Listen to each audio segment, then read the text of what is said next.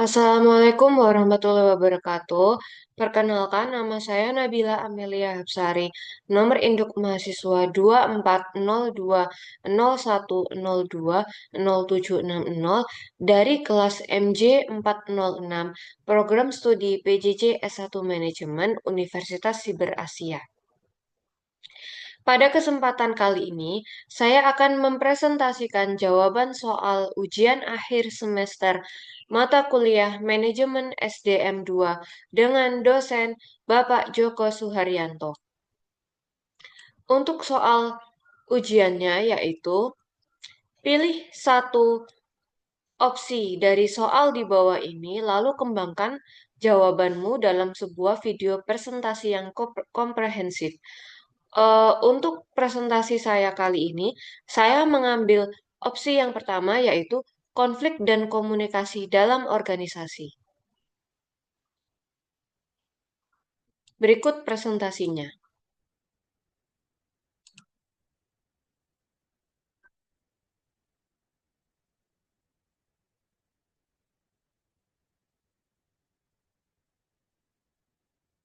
Konflik dan komunikasi dalam organisasi.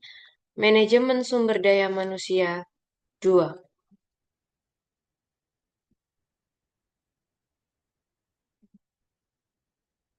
Latar belakang. Dalam setiap organisasi, baik bisnis maupun non-bisnis, konflik dan komunikasi merupakan aspek penting yang mempengaruhi kinerja dan hubungan antar individu. Konflik ini dapat muncul karena perbedaan tujuan, nilai, atau kurangnya komunikasi yang efektif. Di sisi lain, komunikasi yang baik berperan besar dalam membangun kepercayaan, menyampaikan visi organisasi, dan menyelesaikan konflik secara konstruktif. Selanjutnya, yaitu penyebab konflik dalam berorganisasi. Konflik ini timbul karena perbedaan kepentingan nilai, tujuan, atau persepsi. Contohnya yang pertama yaitu perbedaan tujuan dan kepentingan. Tim marketing inginnya meluncurkan produk secara cepat, sedangkan tim produksi fokus pada kualitas produk tersebut. Yang kedua, sumber daya yang terbatas. Dua departemen tersebut antara tim marketing dan tim produksi berebut anggaran yang terbatas. Yang ketiga, perbedaan nilai dan keyakinan, yaitu perbedaan dari latar budaya dan cara kerja. Tim marketing latar budayanya yaitu ingin meluncurkan produk secara dengan cepat, mungkin karena dikejar oleh target, sedangkan tim produksi cara kerjanya fokus terhadap kualitas dari produk tersebut. Yang keempat, kesalahan komunikasi.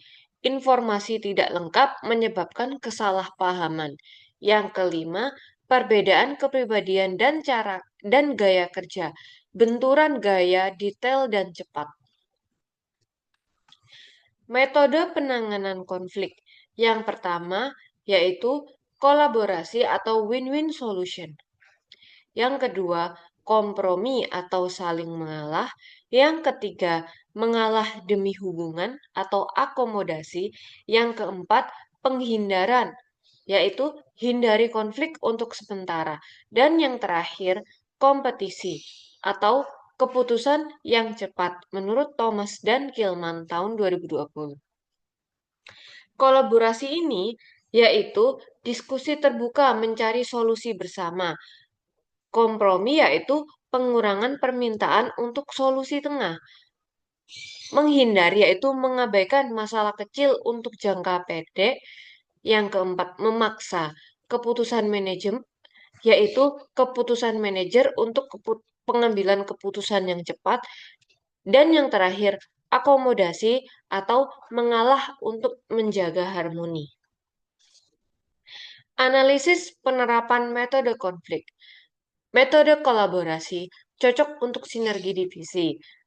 Metode kompromi efektif untuk konflik manajerial.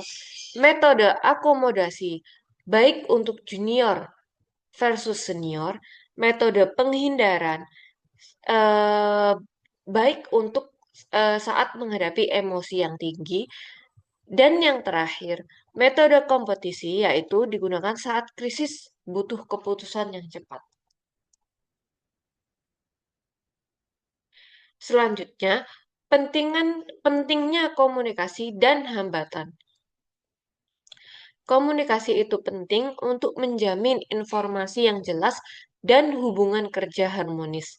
Hambatan umum dalam komunikasi meliputi hambatan bahasa dan budaya, yang kedua sarana komunikasi tidak memadai, yang ketiga persepsi dan interpretasi yang berbeda, yang keempat sikap dan emosi negatif, dan yang terakhir hierarki organisasi. Pedoman komunikasi untuk manajemen SDM. Rekomendasi pedoman komunikasi yang dapat meningkatkan hubungan kerja dan pencapaian tujuan. Yang pertama, gunakan bahasa sederhana dan jelas. Yang kedua, terbuka dan transparan. Yang ketiga, aktif mendengarkan dan beri kesempatan feedback. Yang keempat, gunakan media komunikasi yang tepat. Yang kelima, berikan konfirmasi dan tindak lanjut. Dan yang terakhir, bangun budaya komunikasi yang positif. Untuk kesimpulan dari presentasi saya kali ini yaitu konflik dan komunikasi ini saling terkait dalam organisasi.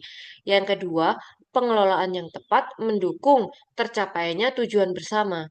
Untuk sumber referensinya yaitu dari Robbins and Judge tahun 2021, Greenberg tahun 2022, Thomas and Gilman tahun 2020, Lutens tahun 2020, Gibson et al. Tahun 2020, Robbins and Coulter tahun 2023. Demikianlah presentase dari saya untuk eh, untuk menjawab soal ujian akhir semester mata kuliah manajemen sumber daya manusia 2. Kurang lebihnya saya mohon maaf. Atas perhatiannya saya ucapkan terima kasih. Wassalamualaikum warahmatullahi wabarakatuh.